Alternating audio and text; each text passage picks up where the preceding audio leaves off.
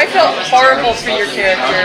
It was so just devastating to see that relationship with you and the FBI agent. Yeah. So, how was that to play? How much fun did you have with that? And how devastated were you as an actor to see that go kind of away? Because it was so much fun. You guys seemed you gelled really well. Oh, thank you. It was that was an emotional day. A lot of tears in those scenes. We gave them several options in terms of holding it together, trying to hold it together, and then just completely breaking, so they can have a variety of things to play with. But it was kind of easy to give over because that was just the last day on the show, I don't know, we just really got into it, and she was so great. I mean, just listening to her and just being available to what she was doing just made it easy. And so behind my head on her coverage, I'm like this, just kidding, because I know they'll never let Clive. I mean, I can never. Clive wouldn't do that, but Malcolm would. So she's going for it. And so it was an emotional day, and then Rose came, and Rose gave so many options in terms of revealing the truth, very, very emotional reaction. But then there's a reminder to her that you're on a brain, you're on a soldier brain, so the soldier wouldn't live Maine, but the soldier wouldn't. And just to see her kind of just take those notes and just do it in so many different ways, it was just an emotional day. It was fantastic. Thank you. To get into the mindset for this show, did you pull from any kind of inspirations? Like, did you sit down and watch all of Day of the Dead, or maybe you watched something, just like that? Like, what did you pull from?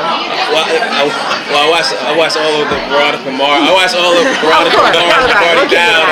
That was first. I watched that. I rewatched Shaft, just because Shaft was one of the inspirations in terms of Clive's swagger, his demeanor, his seriousness. But I watched in terms of the genre. I've seen more zombie movies than I've realized. If someone had asked me prior to the show, do you watch zombie movies, I would have said, but then I realized 28 days later, World War Z, Shaun of the Dead, Warm Bodies, and I seen just a plethora of zombie films without consciously knowing I did. So I rewatched my favorite ones. I rewatched like 28 days later. I watched Warm Bodies, but I thought it was I thought it was close in terms of the heart of it, similar to the heart of our show. So those are the two. Any kind of cop shows? Watch a bunch of Dirty Harry? I should have. I need to rewatch that. Knock them for it. I tell you, I watch a lot of, because Clive is a rookie detective, and I wanted to be true to that, to him being a rookie. So I watch a lot of First 48. I watched a lot of First 48,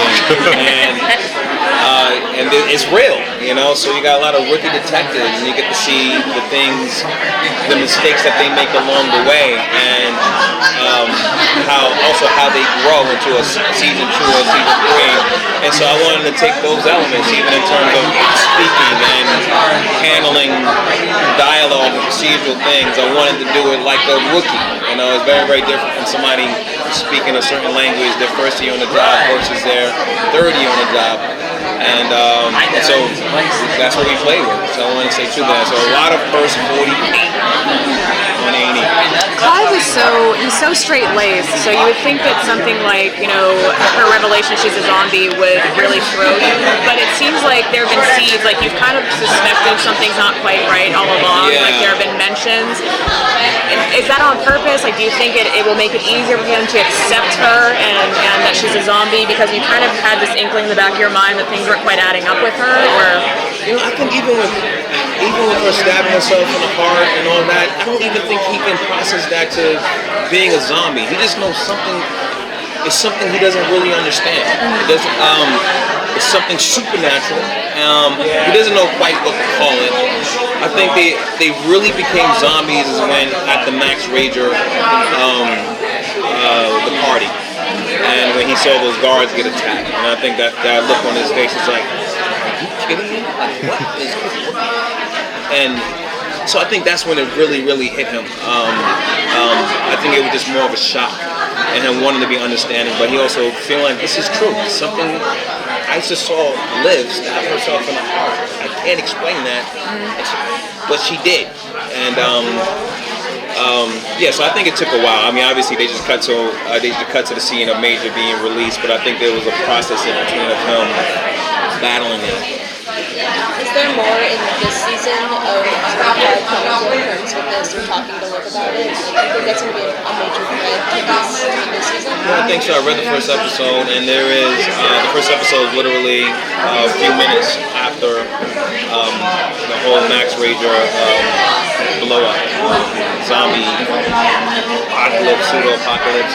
So it's him still trying to process exactly what happened, and them dealing with it in an honest way, and how that changes the dynamics between him and Liv, because it's the first time where really their friendship has no secrets, and then just dealing with that. And what they did was great. I mean, I can't give it away, but what they did was just great. I did not see it coming.